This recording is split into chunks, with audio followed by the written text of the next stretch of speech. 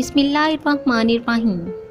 السلام علیکم فرینڈز، آپ دیکھ رہے ہیں masterg.com۔ دوستو، آج کی اس ویڈیو میں کہانی یونان کے ایک عظیم الشان فلاسفر اور اخلاقیات کے علم بردار ارسطو کی ہے۔ 2500 سال پہلے کا ذکر ہے کہ مشہور یونانی فلسفی افلاطون نے ایتھنز میں اکیڈمی کھولی، جہاں وہ امراء اور اشرفا کے لڑکوں کو تعلیم دینے لگا۔ جب اکیڈمی میں خاصی چہل پہل ہو گئی تو اس نے کام کاج کے لیے ایک 18 سالہ لڑکا بطور خدمتگار رکھ لیا۔ وہ لڑکا چائے پانی لاتا اور دیگر چھوٹے موٹے کام کرتا تھا۔ یہ اکیڈمی صرف امراء کے لیے مخصوص تھی۔ چنانچہ جب لڑکا اپنا کام کر لیتا تو باہر چلا جاتا۔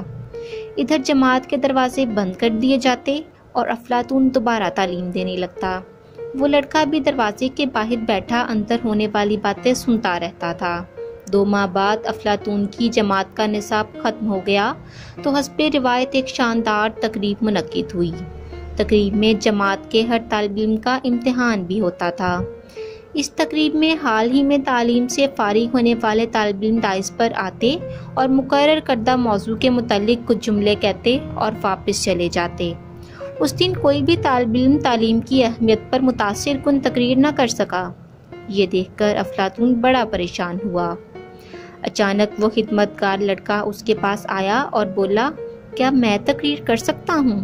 افلاطون نے حیرت اور لاپرواہی کی ملی جلی کیفیت میں لڑکے کی طرف دیکھا اور پھر لڑکے کی درخواست مسترد کر دی اور کہا، میں نے تمہیں درس دیا ہی نہیں، پھر تم کیسے اظہار خیال کر سکتے ہو؟ پھر لڑکے نے اسے بتایا کہ وہ 2 ماہ سے مسلسل دروازے پر بیٹھا اس کا درس سنتا تھا۔ تب تک افلاطون اپنے تمام طالب علموں سے مایوس ہو چکا تھا۔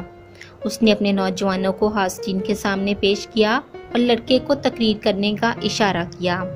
لڑکا بولنا شروع ہوا تو آدھے گھنٹے تک علم کی فضیلت پر ہی بولتا رہا۔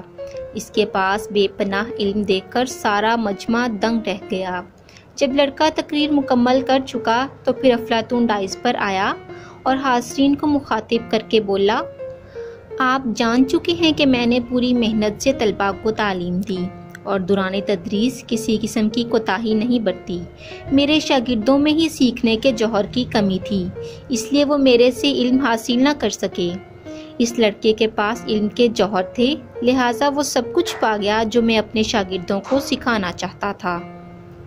دوستو، یہ کہانی یونان کے ممتاز فلسفی، مفکر اور ماہر منطق کی ہے، جسے آج دنیا ارسطو کے نام سے جانتی ہے۔ قدیم یونانی فلسفی سائنسدان ارسطو کا اصل نام ارسطاطلیس تھا، جو 384 قبل مسیح یونان کے ایک چھوٹے سے قصبے ستاجرا میں پیدا ہوا۔ جب ارسطو پیدا ہوا تو سقراط جیسے عظیم الشان فلسفی کو دنیا سے گزرے 15 برس بیت چکے تھے اور آسمانی فلسفہ کے درخشندہ ستارے افلاطون کو درس و تدریس کا سلسلہ شروع کیے ہوئے 2 سال ہو چکے تھے۔ اس کے والد کا نام نکوماکوس تھا۔ ارسطو نے اپنے باپ اور اس کے دوستوں کی علمی فضا میں پرورش پائی۔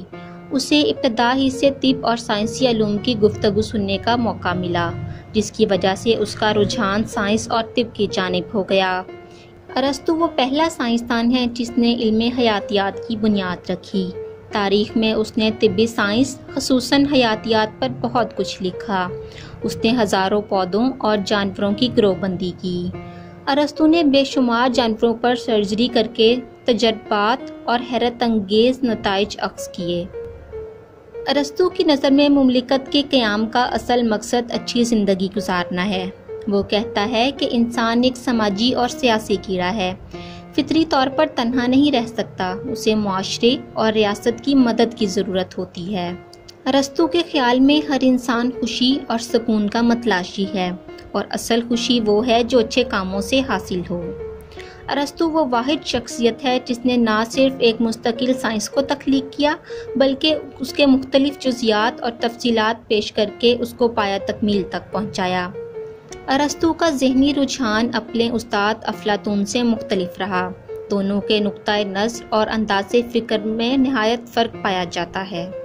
آج سے تقریباً 2400 سال پہلے ارسطو نے جو سوال اٹھائے وہ آج بھی زندہ ہیں اور ادبی تنقید کا ایک لامتناہی سلسلے کا آغاز کرتے ہیں۔ ارسطو کو بابائے نفسیات بھی کہتے ہیں۔ اس نے انسانی دماغ اور جسم کی نشوونما پر توجہ دی۔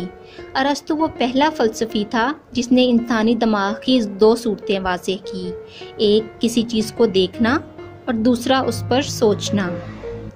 اسی بنا پر ارسطو نے والدین کو تلقین کی کہ وہ بچے کے سامنے ایسے اعمال و افعال پر عمل پیرا ہوں جو اخلاقی نقطۂ نظر سے درست ہوں۔ ارسطو کے اس اصول کو آج بھی اتنی ہی اہمیت دی جاتی ہے جتنی اس زمانے میں تھی۔ ارسطو کی کتب اور تحقیقی رسائل کی تعداد 1000 سے زیادہ ہے۔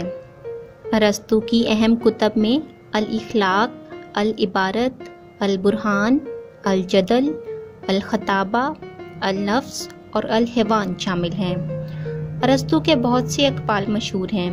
ارسطو کہتا ہے، خدا ایک نادیدہ مقناطیسی طاقت ہے جو ہر چیز کو اپنی طرف کھینچتی ہے۔ عورت کی قوت ارادی کمزور ہوتی ہے۔ ہم یہ طے کر سکتے ہیں کہ ہم نے کیا بننا ہے۔ انسانی زندگی کا بنیادی مقصد مسرت کا حصول ہے۔ تعلیمی نظام حکومت کی ذمہ داری ہے۔ دوستی کم سے کم رکھنی چاہیے۔ جس کے بہت زیادہ دوست ہوتے ہیں دراصل اس کا کوئی دوست نہیں ہوتا۔ فضیلت ایک فن ہے جو عادت اور تربیت سے حاصل ہوتی ہے۔ ہماری غذا سے طرز حیات متعین ہوتا ہے۔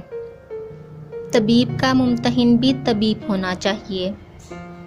مرد کی کھوپڑی میں عورت کی کھوپڑی کی نسبت زیادہ جوڑ ہیں۔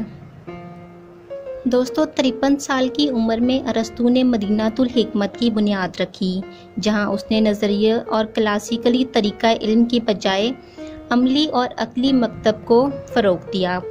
اس کے بعد ارسطو نے خکالکس میں مارچ 322 قبل مسیح میں انتقال کیا۔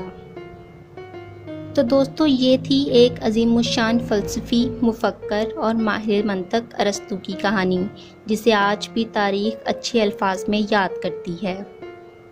اس طرح کی مزید ویڈیوز اور اپڈیٹس کے لیے ہمارے چینل masterg.com کو لائک، شیئر اور سبسکرائب کریں۔ تب تک کے لیے خدا حافظ۔